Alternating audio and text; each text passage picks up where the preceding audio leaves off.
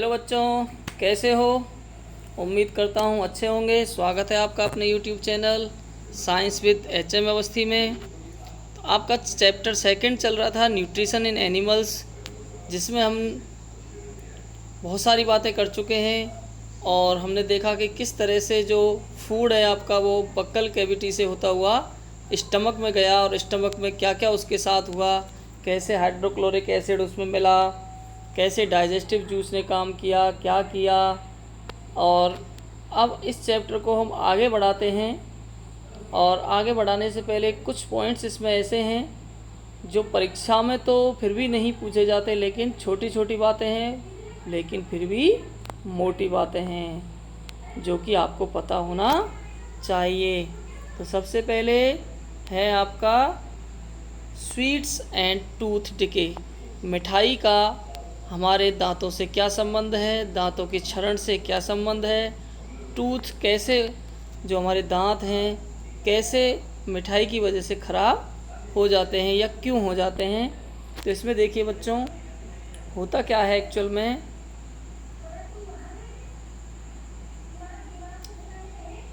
ये देखिए आप, नॉर्मली जो बैक्टीरिया होता है, बैक्टीरिया जो होते हैं हमारे माउथ के अंदर प्रेजेंट होते हैं, लेकिन ये बैक्टीरिया कैसे होते हैं, हमारे लिए हार्मफुल नहीं होते हैं। लेकिन क्या होता है कि if we do not clean our teeth and mouth after eating, अगर हम खाने के बाद हमारे टीथ को, दांतों को साफ़ नहीं करेंगे तो क्या होगा, वहाँ पर बहुत सारे हार्मफुल बैक्टीरिया जो होंगे वो वहाँ पर ग्रो करने लग जाएंगे, आ जाएंगे कहीं से भी, क्योंकि उनको पता लग जाएगा कि इनके दांतों में क्या लगा हुआ है, खाना लगा हुआ है, तो उनसे उनको भोजन मिलेगा, तो वहाँ पर आ जाएंगे। तो ये बैक्टीरिया क्या करेंगे बच्चों, जो खाना जो लगा हुआ है, शुगर, उस खाने के अंदर क्या होती है, शुगर होती है, कार्बोहाइड्रेट होती है, उसको ये क्या करते हैं, डाइजेस्ट करते हैं या यूँ कहें डिकम्पोज करेंगे, और उनसे क्या होगा, एसिड रिलीज होगा। जब वो शुगर के साथ शुगर को जब ब्रेक डाउन करेंगे, उसको डाइजेस्ट करेंगे, तो क्या होगा, उनसे क्या निकलेगा, एसिड निकलेगा। और एसिड जो होता है वो थी एक ऐसी चीज़ है, आप ऐसे समझ लीजिए। वैसे तो चैप्टर 5 आपका, इसमें हम डिटेल में पढ़ेंगे एसिड बेस के बारे में, लेकिन आप यहाँ इतना समझ लीजिए कि वो हमारे जो है वो एक तरह से डिस्ट्रॉय कर देता है किसी भी चीज़ को। लेकिन वो इतना ज़्यादा तो ख़तरनाक नहीं होता, लेकिन धीरे धीरे धीरे धीरे जो दांतों में या मुंह के अंदर जो एसिड बनेगा वो धीरे धीरे रिएक्ट करता है और हमारे दांतों को क्या कर देगा, ख़राब कर देगा। तो ये एसिड ग्रेजुअली क्या करेगा, डैमेज कर देगा टीथ को, और this is called tooth decay. जो टूथ का जो डैमेज हो रहा है, टीथ जो ख़राब हो रहे हैं, नष्ट हो रहे हैं, उसको क्या बोलते हैं, tooth decay. If it is not treated in time, अगर समय से इसका इलाज नहीं किया गया तो क्या होगा, अगर समय से हम इसका इलाज नहीं करेंगे तो क्या होगा, सीवियर टूथेक भी हो सकता है। मतलब इसमें क्या होता है, आपके जो दांत है वो नीचे गिर भी सकते हैं, दांत खराब होकर के नीचे गिर सकते हैं, मतलब इतने ख़राब हो जाएंगे कि वो दांत आपके निकालने ही पड़ेंगे या अपने आप निकल जाएंगे। जैसे तो क्या मतलब हुआ, चॉकलेट है, मिठाई है, सॉफ्ट ड्रिंक्स मतलब जैसे आप पीते हैं ना कोल्ड ड्रिंक्स वगैरह जिनको बोलते हैं, Coca Cola, Thums Up, Dew, ये सब क्या करते हैं, ये क्या करते हैं, मुख्य इसके कारण हैं हमारे दांतों को ख़राब करने के लिए। सबसे ज़्यादा जिम्मेदार ये हैं। तो आज से ही इनको क्या करना है, बंद कर देना है खाना। किसको, चॉकलेट, मिठाई, सॉफ्ट ड्रिंक्स, इनको बंद कर दो बिल्कुल। और बंद नहीं कर सकते तो बहुत कम कर दो। इसके बाद देखिए, देयरफॉर हमको क्या करना चाहिए, अगर ऐसी कंडीशन होती है तो हमको क्या करना चाहिए, दांतों को ब्रश या दांतों से साफ़ करना चाहिए, जिससे क्या होगा कि जो खाना फंसा हुआ है वो बाहर निकल जाएगा। दिन में कम से कम 2 बार हमको ये काम करना है, और हम इस तरह से हमारे जो दांत हैं उनको बचा सकते हैं। तो जब खाना खाने के बाद तुरंत क्या करना है, ब्रश करनी है, जिससे कि हमारे दांतों के अंदर जो फंसा हुआ भोजन है वो बाहर निकल जाएगा। और पानी से ढंग से क्या करना चाहिए, रिंस करना चाहिए, पानी से मुंह को अच्छी तरह से साफ़ कर लेना चाहिए। और गंदी उंगली भी नहीं डालनी चाहिए। कई बार होता है ना, गंदी उंगली डाल देते हैं मुंह में, पेन से खेल रहे हैं, पेन को मुंह में डाल लिया। तो इस तरह की गंदी चीज़ें मुंह के अंदर नहीं डालनी चाहिए, इससे हम बच सकते हैं। अच्छा, एक बात तो ये हो गई। आप दूसरी बात देखिए, कई बार आपने देखा होगा कि जब आप खाना खाते हैं तो क्या होता है बच्चों, खाना खाते समय आप बात करते हैं या फिर हंसते हैं। टीवी देखते हैं ना, टीवी देखते समय कोई ऐसी चीज़ आज हंसी आ गई आपको, या आप बातें कर रहे हैं खाना खाते समय, तो क्या होगा, तो ये होगा बच्चों कि हमको क्या आ जाएगी, या तो खांसी आ जाएगी या फिर हमको हिचकी आने लग जाएगी और हमारा जो गला है वो चौक हो जाएगा, रुक जाएगा, तो हमको बहुत दम घुटने लगता है। तो उसका कारण क्या होता है कि जो हमारा मुंह होता है उसमें दो, एक तो नाक, नॉस्ट्रिल्स हो गए, नॉस्ट्रिल से जो क्या होती है एयर अंदर जाती है और मुंह से खाना अंदर जाता है। लेकिन ये दोनों रास्ते जो हैं वो एक जगह ऐसी आती है जहाँ दोनों रास्ते मिलते हैं, तो वहाँ एक ढक्कन लगा रहता है। जब हम भोजन करते हैं और भोजन को जब निगलते हैं तो वो जो ढक्कन है, जो फ्लिप लाइक जो ढक्कन है, वो क्या होता है, उसको विंड पाइप को क्या कर लेता है, बंद कर लेता है, यानी कि एयर जिसमें से जाती है उसको बंद कर लेता है। लेकिन जब हम बात करते हुए खाना खाते हैं तो वो क्या होता है, वो जो ढक्कन है वो बंद नहीं हो पाता है। इससे क्या होगा कि हमारा जो भोजन का कुछ पार्टिकल है वो कहाँ चले जाएंगे, एयर पाइप में चले जाएंगे, विंड पाइप में चले जाएंगे। इसकी वजह से हमें क्या होती है, कफ होती है, या हमारा गला चौक हो जाता है, या फिर हिचकी आने लगती है। तो ये भी ध्यान रखना है कि खाना खाते समय कभी भी क्या करना है, हमको बातें नहीं करनी है, टीवी देखते हुए खाना नहीं खाना चाहिए। इस तरह से ये बात हो गई। अब अगली बात देखते हैं, एक पॉइंट और देखते हैं कि ये आप देखिए, आप यहाँ पर कि स्टमक के अंदर क्या होता है, कैसे कैसे होता है, वो गैस्ट्रिक जूस निकलता है, HCl निकलता है ना, ये सारी बातें हमने पढ़ी, 3 बातें देखी थी वहाँ पर। और लीवर से क्या आता है, बाइल आता है। तो ये जो 3 जब हमने बातें पढ़ी तो इसको एक डॉक्टर ने देखा और अचानक ही देख लिया। कैसे देखा कि स्टमक के अंदर कैसे कैसे क्या हो रहा है। तो एक व्यक्ति था, उसको क्या हो गया, गोली लग गई। ये देखिए आप, एक एक्सीडेंट हुआ जिसमें क्या हुआ, एक 1822 में एक एलेक्सिस सेंट मार्टिन नाम के एक व्यक्ति को क्या हुआ, एक गोली लग गई। और गोली लगने से क्या हुआ, उसका जो चेस्ट है सीरियसली क्या हो गया, डैमेज हो गया, छाती इतना डैमेज हो गया कि उसमें छेद हो गया, होल हो गया। तो होल हो गया, लेकिन डॉक्टर, एक अमेरिकन डॉक्टर, आर्मी का डॉक्टर था विलियम ब्यूमॉन्ट, उसके पास उसको ले जाया गया और वहाँ पर उस डॉक्टर ने उसको बचा लिया। बच तो गया वो, लेकिन जो hole properly and left it bandage. तो डॉक्टर क्या हुआ, डॉक्टर उस छेद को जो हुआ था उसको बंद नहीं कर सका और उसको क्या कर लिया, बैंडेज लगा दी। लेकिन उसने उसका फ़ायदा उठाया और उस होल के अंदर से, उस छेद के अंदर से देखा कि स्टमक के अंदर क्या क्या हो रहा है। तो सारी स्टडी उसने ऐसे कर ली और पता लगा लिया कि किस तरह से जो स्टमक की दीवारें हैं, secreted fluid which could digest the food, कैसे वो दीवारों से वो निकल रहा है, डाइजेस्टिव जूस निकलता है और वो क्या करता है। तो इस तरह से कुल मिला के ये कहना चाह रहे हैं कि वाइदा एक एक्सीडेंट में वो जो छेद है उसमें से देख करके पता लगाया, डिस्कवर किया कि स्टमक के अंदर क्या क्या चीज़ें होती हैं। ये हम पढ़ चुके हैं कि स्टमक के अंदर क्या क्या होता है, ये हम पहले ही स्टडी कर चुके हैं। ये तो ये बात हो गई।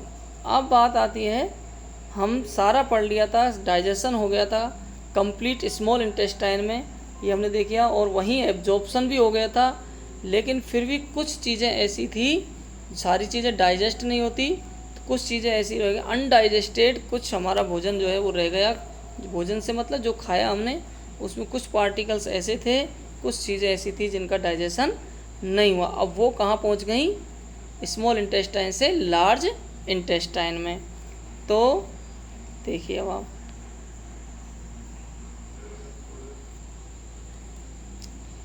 The large intestine is wider and shorter than small intestine. और ये जो लार्ज इंटेस्टाइन होती है वो चौड़ी होती है और छोटी होती है स्मॉल इंटेस्टाइन की तुलना में। ये लगभग कितनी होती है, 1.5 मीटर लंबी होती है। Its function is to absorb water and some salts from the undigested food material. इसका काम क्या है? लार्ज इंटेस्टाइन में क्या होता है बच्चों कि ये जो फूड होता है, जो कहाँ अनडाइजेस्टेड फूड, डाइजेस्टेड फूड का तो क्या हो गया, एसिमिलेशन हो गया, यानी कि भोजन कहाँ हो गया, क्या हो गया, वो वहाँ पहुँच गया, कहाँ, हमारे ब्लड के अंदर। लेकिन जो अनडाइजेस्टेड है, जिसका डाइजेशन नहीं हुआ, वो लार्ज इंटेस्टाइन में आया। वहाँ से लार्ज इंटेस्टाइन क्या करेगी, उसके अंदर जो काम का जितनी हमें आवश्यकता है उसमें से वाटर को एब्जॉर्ब कर लेती है, प्लस क्या करेगी, वो कुछ साल्ट्स हैं उनको भी क्या कर लेती है, वो एब्जॉर्ब कर लेती है अनडाइजेस्टेड फूड मटेरियल से। द रिमेनिंग वेस्ट, और जो बचा कुछ, अब जो बच गया, पानी को खींच लिया, एब्जॉर्ब कर लिया, साल्ट्स को एब्जॉर्ब कर लिया काम काम के, अब जो बच गया उसको कहाँ भेज दिया जाएगा, रेक्टम के अंदर, और remains there as semi solid faeces. तो अब ये जो रिमेन्स है, यानी कि बचा कुछ जो चीज़ें हैं वो कैसी हो गई, पानी एब्जॉर्ब होने के बाद, वाटर एब्जॉर्ब होने, सेमी सॉलिड हो गई, सॉलिड भी नहीं और लिक्विड भी नहीं, मतलब लसलसा सा ये पदार्थ बन जाता है सेमी सॉलिड के रूप में।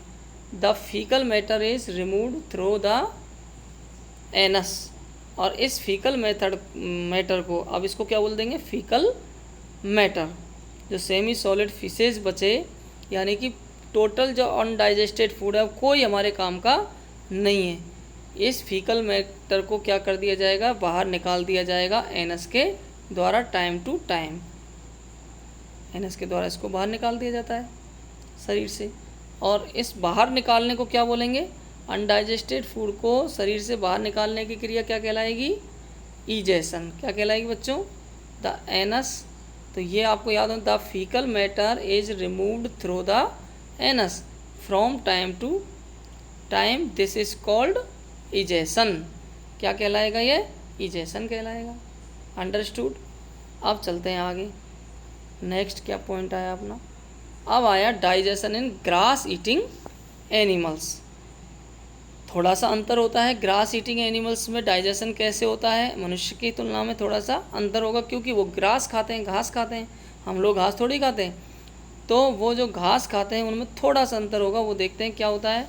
घास कौन खाता है, कौन से एनिमल्स है जो ग्रास खाते हैं, अरे बहुत सारे होते हैं, काऊ है, बफेलो है, गॉट है, ये सब क्या है, ग्रास ईटिंग एनिमल्स होते हैं। इसकी कहानी सुनिए इनकी।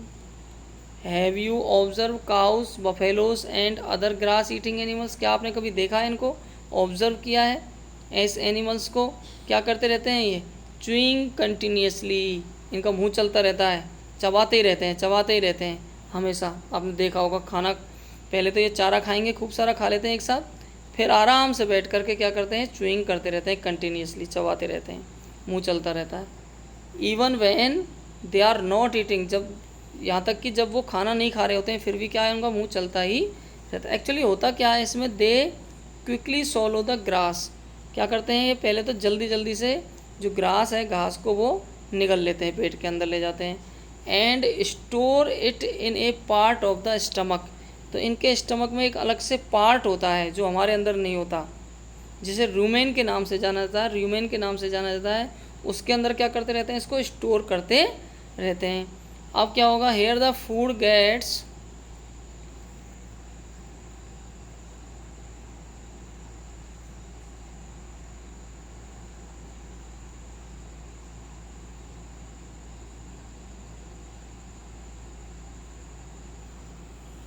Hair the food gets partially digested.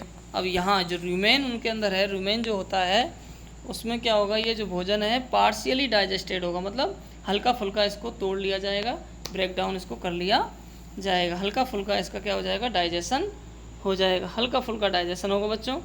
अब क्या होगा उससे, तो पार्शियली डाइजेस्टेड, रूमेन के अंदर इसको आंशिक रूप से डाइजेस्ट कर लिया जाता है, एंड इज कॉल्ड कड़। अब जो ये बना है हल्का सा डाइजेशन के बाद जो ये बन गया, ये क्या बन गया, कड़ बोलेंगे इसको।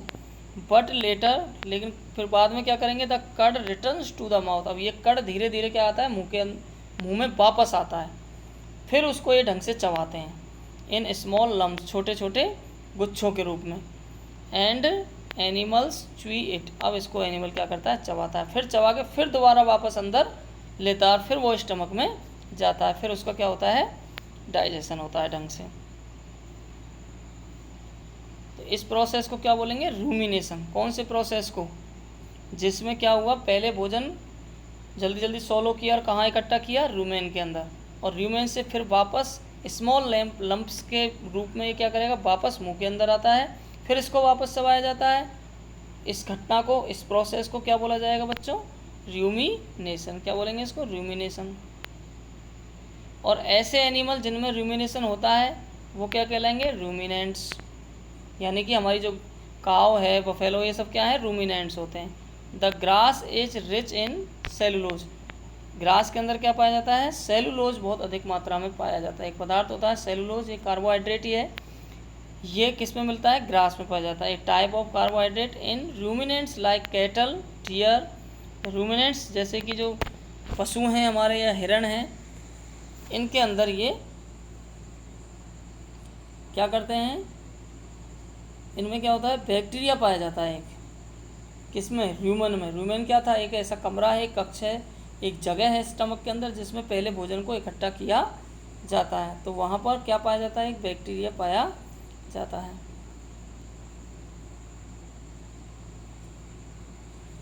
और ये बैक्टीरिया क्या करता है,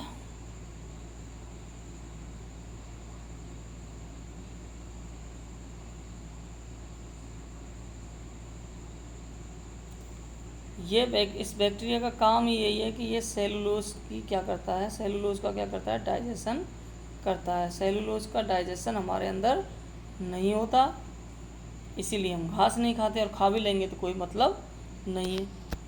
वहाँ पर सेलुलोज का क्या नहीं होगा, डाइजेशन नहीं होगा। तो सेलुलोज का डाइजेशन किस में होता है, रूमिनेंट्स के अंदर होता है।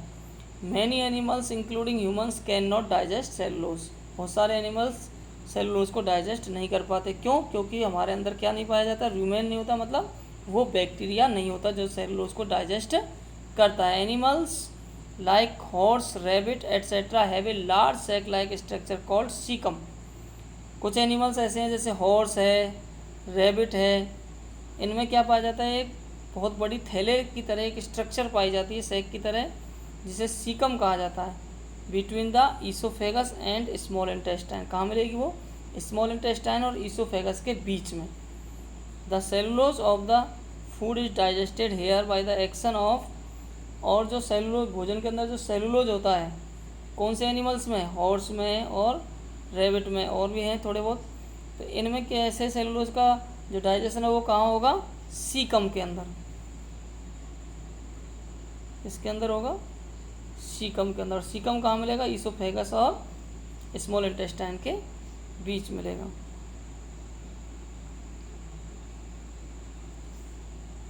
ये the cellulose of the food is digested here by the action of certain bacteria which are not present in humans. मनुष्य में कोई बैक्टीरिया नहीं होता। कुल मिलाकर बात यह है, आप ये कह सकते हैं कि सेलुलोज के डाइजेशन के लिए मनुष्य में सुविधा नहीं होती है, व्यवस्था कोई नहीं है। व्यवस्था का मतलब बैक्टीरिया नहीं है जो सेलुलोज को डाइजेस्ट करता है। ये समझ जाइए आप। तो बस फिर देखिए आप, अब तक हमने क्या पढ़ा, क्या पढ़ा अब तक हमने। So far you have learned about animal which passes the digestive system. ऐसे एनिमल्स के बारे में पढ़ा जिसमें क्या पाया जाता है, डाइजेस्टिव सिस्टम पाया जाता है। लेकिन ऐसे एनिमल्स भी हैं दुनिया में जिसमें कोई डाइजेस्टिव सिस्टम नहीं पाया जाता। वो बहुत छोटे जीव होते हैं जिनमें डाइजेस्टिव सिस्टम नहीं होता। फिर उनमें डाइजेशन कैसे होता है, then how do they acquire and digest food. In the section below you will learn another interesting way of food intake. तो ना तो इनमें डाइजेस्टिव सिस्टम पाया जाता है, ना इनके अंदर मुंह पाया जाता है, माउथ भी नहीं होता। तो फिर ये अपना भोजन कैसे अंदर लेते हैं और कैसे उसको डाइजेस्ट करते हैं, उसके बारे में हम पढ़ेंगे। लेकिन उससे पहले छोटी छोटी लेकिन मोटी बातें। एक रह गई है आपकी डायरिया। आपने सुना होगा नाम, डायरिया। डायरिया में क्या होता है कि बार बार जो है आपको फ्रेश होने जाना पड़ता है, पतला वाला वाटरिंग। तो ये देखिए आप, ये रहा डायरिया के बारे में यहाँ पढ़ेंगे हम कि sometimes you may have experience the need to pass watery stool frequently. जो आपका स्टूल है वाटरी हो जाता है यानी कि पतला हो जाता है और जिसको बार बार आपको पास करना पड़ता है, इस कंडीशन को क्या बोलते हैं, डायरिया बोलते हैं। It may be caused by an infection, ये किस कारण से हो सकता है, या तो कोई इन्फेक्शन हो जाए पेट में, या फूड पॉइजनिंग हो जाए, गंदा खाना खा लें हम, ख़राब खाना खा लें, या फिर इंडाइजेशन हो जाए। तो कोई सी भी कंडीशन में हमको डायरिया हो सकता है, दस्त हो सकते हैं। डायरिया मतलब दस्त। It is very common in India, हमारे भारत देश में ये नॉर्मली होता रहता है, पर्टिकुलरली अमॉन्ग चिल्ड्रन, और मुख्य रूप से ये बच्चों में ज़्यादा होता है। Under severe conditions it can be fatal, अगर ये ज़्यादा अगर किसी के डायरिया हो गया, बहुत ज़्यादा हो गया, रुक ही नहीं रहे, तो यूँ मान लीजिए वो इतना बहुत ज़्यादा फीटल हो सकता है, घातक हो सकता है, मतलब मृत्यु तक इसमें हो सकती है। बिकॉज इसका कारण क्या है कि this is because of the excessive loss of water, क्योंकि इसमें बहुत ज़्यादा वाटर का लॉस होता है और वाटर हमारी बॉडी के लिए बहुत ज़रूरी है। अगर ज़्यादा पानी बाहर निकल जाएगा और साल्ट भी निकलते हैं साथ में, तो उससे हमारी बॉडी को बहुत नुकसान हो जाता है। तो diarrhoea should not be neglected, तो डायरिया को हम नेगलेक्ट नहीं कर सकते, नज़रअंदाज नहीं कर सकते, हाँ कोई बात नहीं सही हो जाएगा। तो निश्चित रूप से डॉक्टर को तुरंत दिखाना चाहिए और दवाई लेनी चाहिए। दवाई के रूप में डॉक्टर आपको बताता है कि गर्म पानी करिए, घर पर ये काम तो हम कर ही सकते हैं कि बहुत गर्म पानी किया, उसको ठंडा किया और उसमें थोड़ी सी चीनी और नमक मिला करके पीते रहना चाहिए। इससे आपको बहुत फ़ायदा मिलता है। और इसको बोलते हैं किसको, बॉइल्ड एंड कूल्ड वाटर, गर्म पानी किया, ठंडा किया और उसमें क्या मिला दिया, शुगर और साल्ट मिला दिए। This is called oral rehydration solution, ORS के नाम से जाना जाएगा। ये घर पे भी बना सकते हैं और बना बनाया ORS पाउडर आपको दुकानों पे, मेडिकल स्टोर पे आराम से मिल जाता है, तो वो काम में लेना चाहिए। जो क्योंकि जो वाटर लॉस हो रहा है आपका, साल्ट जो निकल रहे हैं, वो वापस से उनकी पूर्ति होती रहे टाइम टू टाइम। ठीक है जी। अब देखिए आप, अब लास्ट आपका बचा पॉइंट क्या, feeding and digestion in amoeba. तो ये सिंपल है, इसमें ऐसी कोई ख़ास बात नहीं है, मैं आपको वैसे ही बता देता हूँ इसको। तो इसमें क्या होता है कि जैसे ये देखिए आप, ये डायग्राम देखिए पहले तो आप, ये रूमेन वाला, ये जो गाय है इसका ये क्या है, ये डाइजेस्टिव सिस्टम है। इस तरह से यहाँ देखिए आप, तो यहाँ पर एक रूमेन मिल रहा है, ये स्ट्रक्चर क्या है, रूमेन है। पहले भोजन कहाँ जाएगा, घास खाई खटाखट इसने और इसको यहाँ पहुँचा दिया, पहले तो यहाँ इकट्ठा कर लिया। यहाँ पर बैक्टीरिया है तो इसका जो सेलुलोज है उसको क्या कर देंगे, वो डाइजेस्ट कर देंगे। फिर छोटे छोटे टुकड़ों में फिर ये वापस बाहर आएगा, फिर इसको ये चबाएगी, फिर चबा करके फिर वापस इसको यहाँ भेजा जाएगा। तो ये केवल रूमिनेंट्स में होता है। ये तो इसकी बात हो गई। और दूसरी सुनिए बात आप, ये अमीबा देखिए आप, ये अमीबा है, ये एक ऐसा जीव है जो केवल एक ही सेल से मिलकर बनता है। आप जानते हैं, अगर नहीं जानते तो आपको बता दूं कि जितने भी जीव हैं इस दुनिया में वो सब सेल से मिलकर के बनते हैं, बहुत सारी सेल। कोई जीव तो ऐसा होता है कि एक ही सेल से बनता है, जैसे अगर हमारी बात करें तो लाखों करोड़ों सेल्स हमारी बॉडी के अंदर होती हैं, लेकिन अमीबा एक ऐसा जीव है जिसमें केवल एक ही सेल पाई जाती है, एक ही सेल होती है। उसको सेल कह लो चाहे जीव कह लो, एक ही बात है। तो इसमें क्या होता है अमीबा के अंदर, मैं आपको बताऊं, ये देखिए आप, अमीबा की जो आकृति है, शेप है, वो फिक्स नहीं होता है। जैसे ये अमीबा है, मान लीजिए फिक्स शेप में ये अमीबा है। अब इसको भोजन करना है, ये इसका न्यूक्लियस हो गया अमीबा का, इसको भोजन करना है, मान लीजिए ये भोजन का टुकड़ा है, इसको अंदर लेना है। तो ये क्या करेगा बच्चों, अपने शेप को चेंज करेगा। कैसे करेगा, देखिए, इसको अंदर लेना है इसको, तो ये ऐसे करेगा, यूँ ऐसे, यूँ, तो ये आ गया, अब भोजन का टुकड़ा यहाँ आ गया। फिर थोड़ी देर बाद क्या, मुंह बना लिया इसने। ऐसा नहीं है किसके अंदर मुंह होता है, पर ये अपने आप की शेप को ऐसे बनाता है जैसे उसका मुंह की तरह बना लेगा और इसको अंदर बंद कर लेगा। और फिर क्या करेगा, धीरे धीरे ये यहाँ से इस तरह से ये बंद हो जाएगा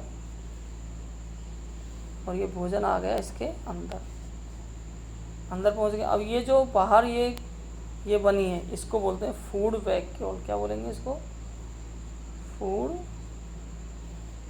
vacuole, VACUOL।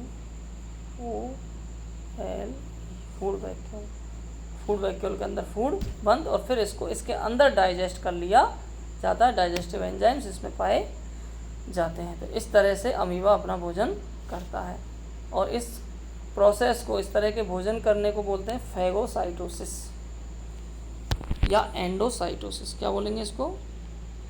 ENDO, endocytosis, CYTOSIS,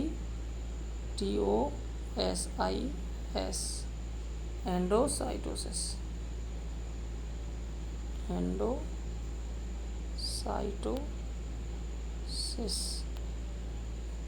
endocytosis कहा जाता है। इस तरह से ये आपका हो गया, बस और कुछ भी नहीं है इसमें। ये चैप्टर आपका आज यहीं समाप्त होता है।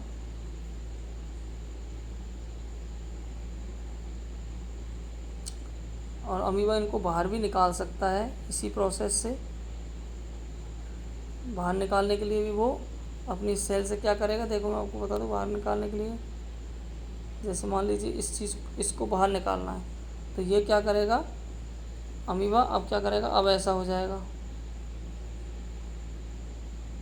ये चीज़ यहाँ आ गई, फिर यहाँ से बंद, और ये बाहर, बॉडी से बाहर। इस तरह से बाहर भी निकाल देता है चीज़ों को और अंदर भी ले लेता है। और इसी के साथ आपका ये चैप्टर समाप्त होता है। उम्मीद करता हूँ आपकी समझ में आ गया होगा, और आप देखिए, और अगर आपको अच्छा लगता है, वीडियो अच्छी लगती है, तो आप लाइक, शेयर और सब्सक्राइब करना बिल्कुल भी ना भूलें।